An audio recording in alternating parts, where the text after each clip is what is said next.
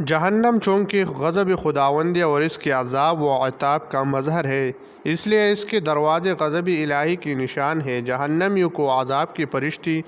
گروہ در گروہ نہایت ذلت و حقارت کے ساتھ اپنے ڈانٹ و ڈپٹ اور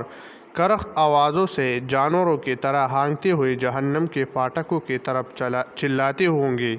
اور جہنمی گروہ منہ لٹکائے نہایت ہی غمگین و حزین صورت بنائے، جبکہ ان کے چہرے سیاہ اور خوف و ہراس اور مایوسی و نامرادی کی وجہ سے ان پر دھویں اڑ رہے ہوں گے۔ شرم و ندامت سے سر جھکائے آنکھیں نیچی کیے ہوئے جہنم میں داخل کرنے کے لیے لائے جائیں گے، اور جیسے ہی جہنم کے بڑے بڑے دروازوں پر پہنچیں گے تو پہلے فرشتوں کی لعنت و ملامت اور ان کی دھتکاروں و پٹکار سنیں گے۔ پھر عذاب جہنم کے فرشتے اپنی نہایت ہی سخت و کرخت آواز میں ڈانٹ کر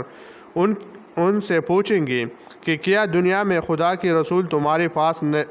تمہیں خدا کی آیتیں سنانے اور اس برے دن سے ڈرانے کے لیے نہیں آئے تھے؟ سب جہنمی اپنے سہمے اور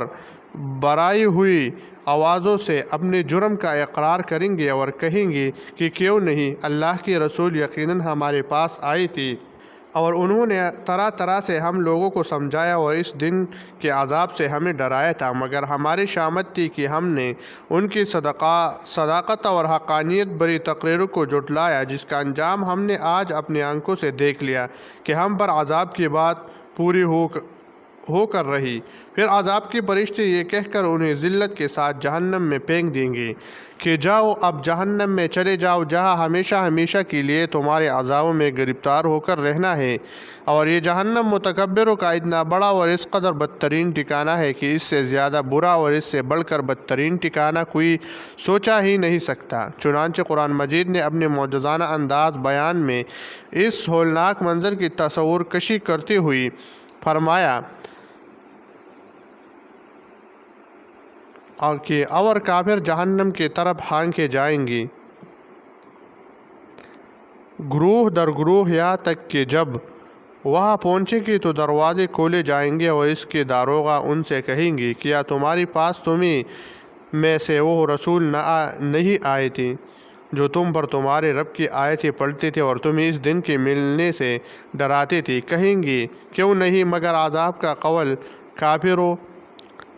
پر برحق ہوا فرمایا جائے گا، چلے جاؤ جہنم کے دروازوں میں ہمیشہ رہنے کے لیے، تو کیا ہی برا ٹھکانہ ہے وہ متکبروں کا۔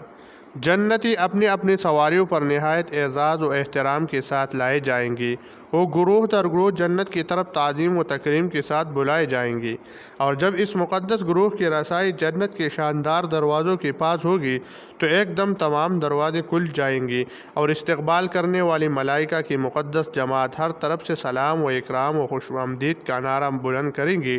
جنتی نہایت ہی حشاش اور بشاش اور خوش و خرم ہو کر جنت میں داخل ہوں گے